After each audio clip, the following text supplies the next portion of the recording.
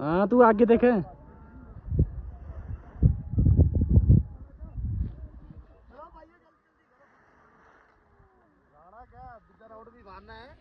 चल जा भी सीधे।